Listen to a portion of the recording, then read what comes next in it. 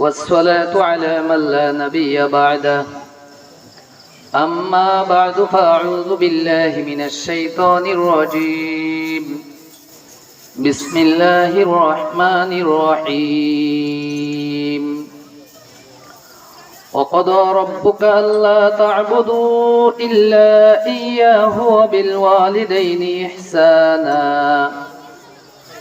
بارك الله لنا ولكم في القرآن العظيم ونفعنا وإياكم بالآيات والذكر الحكيم উপস্থিত রনি স্মৃতি পরিষদ ও যুব সমাজের উদ্যোগে আয়োজিত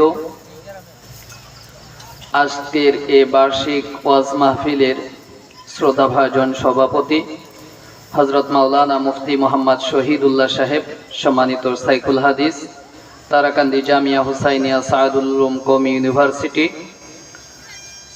আজকের মাহফিলে প্রধান আকর্ষণ আছেন আন্তর্জাতিক খ্যাতি সম্পন্ন মুফাসসিরে কুরআন হযরত মাওলানা সাদিকুর রহমান আল আজহারি দামাত বারকাতুহুম আল আলিয়া। প্রধান অতিথি অ্যাডভোকেট মোহাম্মদ মুখলেসুর রহমান বাদল, অতিরিক্ত অ্যাটর্নি জেনারেল, আন্তর্জাতিক অপরাধ ট্রাইব্যুনাল, ঢাকা। বিশেষ অতিথি মোহাম্মদ আতাউল্লাহ সিদ্দিক মাসুদ, সম্মানিত উপদেষ্টা, জাতীয় শ্রমিক লীগ, কিশোরগঞ্জ।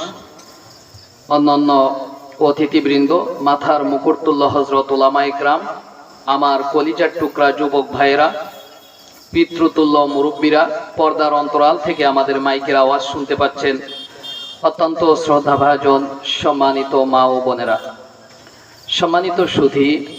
আজকের মঞ্চে আমাকে আলোচ্য বিষয় দেওয়া হয়েছে পিতামাতার প্রতি সন্তানের অধিকার এবং সন্তানের প্রতি পিতামাতার অধিকার সম্পর্কে। আমি আবার বলছি, পিতামাতার প্রতি সন্তানের অধিকার এবং সন্তানের প্রতি পিতামাতার অধিকার সম্পর্কে সংক্ষিপ্ত সময়ে এ বিষয়ে কুরআন হাদিস থেকে আপনাদের খেদমতে কিছু গুরুত্বপূর্ণ আলোচনা উপস্থাপনার চেষ্টা করব। ওমা তাওফিকি ইল্লা বিল্লাহ। সম্মানিত উপস্থিতি, আমি আপনাদের খেদমতে তেলাওয়াত করেছি সূরাত বনী ইসরাঈল, আয়াত নম্বর 23। আল্লাহ বলেছেন, ওয়াকাদা রাব্বুকা আল্লা তা'বুদু ইল্লা ইয়াহু ওয়া বিল ওয়ালিদাইনি ইহসানা, যার অর্থ হলো আপনার প্রভু নির্দেশ দিচ্ছেন যে তারই ইবাদত করা হবে এবং পিতামাতার প্রতি সৎ আচরণ করতে হবে। পবিত্র কালামুল্লাহ শরীফের আল্লাহ রাব্বুল ইজ্জতের ইবাদতের সাথে পিতামাতার প্রতি সৎ আচরণকে সম্পৃক্ত করে আল্লাহ তাআলা কি বুঝাতে চেয়েছেন? আমরা জানি আল্লাহ তাআলা আমাদেরকে সৃষ্টি করেছেন তারই ইবাদত করার জন্য। আমাদের সৃষ্টিকর্তা কে? আওয়াজ হচ্ছে না। আমি আপনাদেরকে চিনি, আমি কাছের মানুষ, মনের মানুষ, ধারের মানুষ।